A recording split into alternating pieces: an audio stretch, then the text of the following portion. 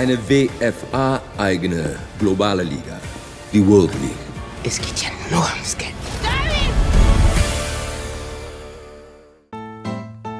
Auf Fotos sind sie heiß begehrt. Füße sehen ja auch toll aus.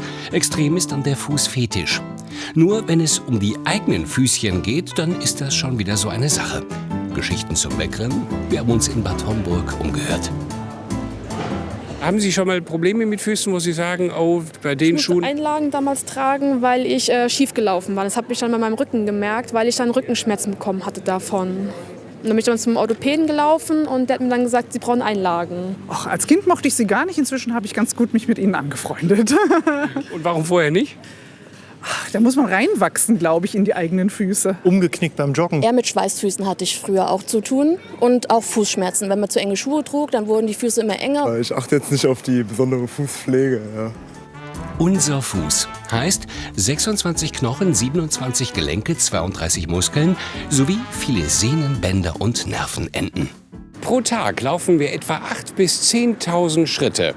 Während eines ganzen Lebens kommen wir so auf rund 127.000 Kilometer. Das heißt, dreimal um die Welt. Die Podologin Cornelia Kaufmann ist knietief im Fußgeschäft. Sie praktiziert in Offenbach und Bad Homburg, kennt ihre Pappenheimer. Solange der Fuß nicht schmerzt, wird auch nichts getan. Falsche Schuhe verstärken im Alter eine Fußfehlstellung. Kein Mensch hat so einen spitzigen Fuß. Wir reden von Breite hier am Schuh, das ist korrekt. Aber ich petze hier alles. Und dann entsteht natürlich die Deformitäten. Aber wenn man jung ist, tut das nicht weh, weil die Bänder sind noch ganz locker, ganz normal. Aber wenn die anfangen kaputt zu gehen, dann lappere ich mir meine Zehe und so sehe ich aus. Und irgendwann verändere mich in dieser Sehne, wird hart und dann bekomme ich Druckstelle. Das ist eine Katastrophe dann. Keine Frage, High Heels sind ein Hingucker, aber Gift für unsere Füße. Denn der Druck geht zu sehr auf den Vorderfuß. Autsch. Laut Pass bin ich in Deutschland geboren und somit Deutscher, aber in mir steckt auch ein kleiner Ägypter. Und das hat etwas mit der Fußform zu tun. Die ägyptische Form bedeutet, orgelpfeifenhaft gehen die Füße runter, haben in Europa mehr als die Hälfte der Menschen. Die römische Form, die Zehen sind nahezu gleich groß und die griechische Form, der Zeh neben dem großen Zeh, ist länger.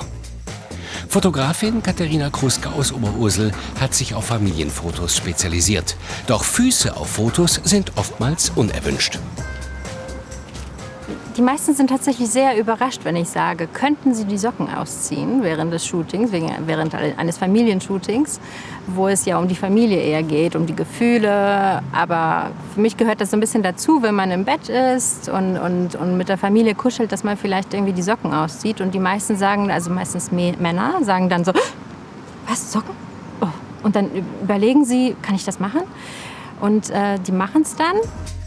Doch Füße haben natürlich auch ihre schönen Seiten.